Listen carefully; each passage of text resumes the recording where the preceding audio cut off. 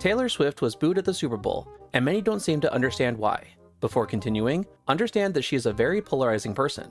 There's as many who like her as there are those that dislike her, all for various reasons. However, what happened at the Super Bowl was because of a variety of circumstances, things that she controlled, and also what she ended up taking collateral criticism for. Let's go back to last year for reference. Once she and Travis Kelce started dating, she ended up becoming part of every highlight reel for the Chiefs, where it started with her being shown after nearly every clip of Kelce, to then becoming just a quick go-to in between plays. And it got so bad where interviewers were even asking the players for their opinions on Taylor being at the game. All the hoopla surrounded that with Swift here and watching the game.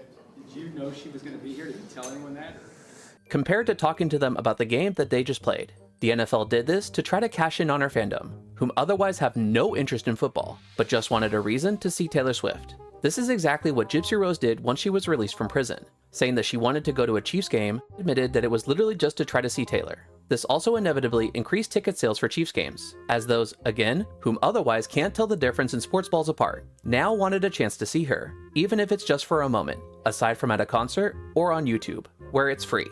This started aggravating actual football fans, as ticket prices increased, along with them additionally now being even harder to come by, even more so than just having a scalping problem. And coming off of the back end of the Dylan Mulvaney controversy for another sport, basketball, of which was to highlight March Madness. Dylan Mulvaney, a man cosplaying his version of a stereotypical woman, seemingly was trying to appropriate womanhood to a costume. Day one of being a girl, and I have already cried 3 times. I wrote a scathing email that I did not send.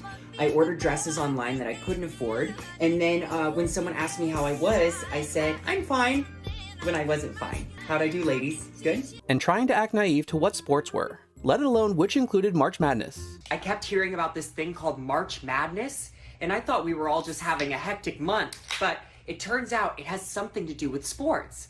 And I'm not sure exactly which sport, but either way, it's a cause to celebrate. Was trying to advertise beer to men, and looking at what happened to Bud Light stock, guys weren't celebrating that in the least, and were tired of being forced to deal with things not related to the content that they were consuming. In Dylan's case, it was surrounding basketball. So now the NFL was using and including something not related to football directly, as a means of major points of importance to highlight and showcase in the marketing. When, as said prior, while many people like Taylor, the majority of the demographic who are watching the game for the game are being forced to see her as much, if not more, than some players whom are actually and actively playing the game. All in a means of marketing to, generally speaking, teenage girls and or single 20s and 30s-year-old women.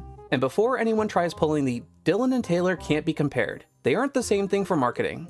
While both ideas are true, it's also true that both people, regardless of any message or specific idea for either of them, were pushed onto an audience that didn't care for their inclusion, nor wanted to see them compared to what they were actually there to watch.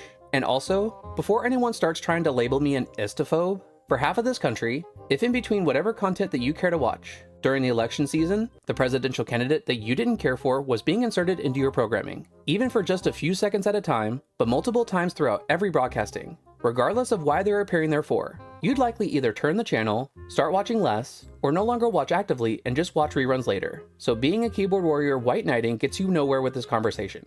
But I don't blame her for the NFL taking the opportunity to use her as a selling point, as them showing her to the point of overkill for the audience wasn't her choice. But looking back, it is a double-edged sword, as if she wanted to be shown less, she could have made a quick call to change it. However, smart money says that it was a mutually beneficial opportunity. And while it's been toned down in showing her during the games this year, it still feels very forced to many. All in the name of marketing to those whom are only watching simply because of her, taking away from the actual reason those that care about the NFL are watching, to actually see and focus on the game. But now we need to look at this politically, knowing that Donald Trump was in attendance and got an applause from the audience. For Taylor to be booed by those whom didn't vote for Kamala makes a lot of sense, as who was one of those who voted and backed Kamala the hardest? Taylor did. Taylor was actively and openly supporting Kamala. But through all the now evidently and obviously paid off support the size of Taylor, the loyalty of Beyonce, supporting and celebrating the one and only Vice President Kamala Harris, the world-saving importance of the Avengers, I think Kamala Harris needs a catchphrase. I can do this all day.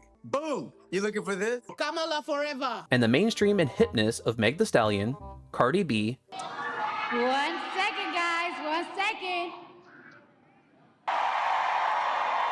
Thank you. All right. and Sexy Red. If that much of an endorsement couldn't get Kamala the presidency, Why would anyone think that those applauding for Trump wouldn't boo Swift, knowing that she spoke in favor of his political opponent? This needs to be a learning lesson for the NFL, and really any company wanting to capitalize solely off of hype. This became the Marvel MCU meme, of seeing audiences react good to well-done jokes only placed sparingly in the movies, to then having every other line of dialogue being an attempt to be funny. And among other factors, having the audience, even the casuals, tune out of the content and make everything after Endgame that's Marvel property barely break even, or completely flop and lose millions. Taylor is not the face of the Chiefs, nor should she ever be, and the NFL needs to focus their efforts on those who aren't watching and buying tickets conditionally. In this case, because of a celebrity appearance, when over the years countless celebrities come to the games, even the Super Bowl. But she gets prominence because she's dating a player, but rather focus on the actual football fans who stay loyal to their teams, even during tough years of losses. As the more the NFL panders to those that are there conditionally and start making the loyal fans feel not as important, once the condition wears off, they will have drove away more viewers and their paying audience over bringing in people who only want a glimpse at something that isn't even a part of the game itself. This may not be the truth that you want to hear, but it's what needs to be discussed. Fan or not, there's a time and a place for everything, and doing something to the point of overkill, even if done with meaningful intent, still falls into the old saying, too much of a good thing is never good. And in this case, it's evident by the audience's reaction to seeing her on screen, that it was bad.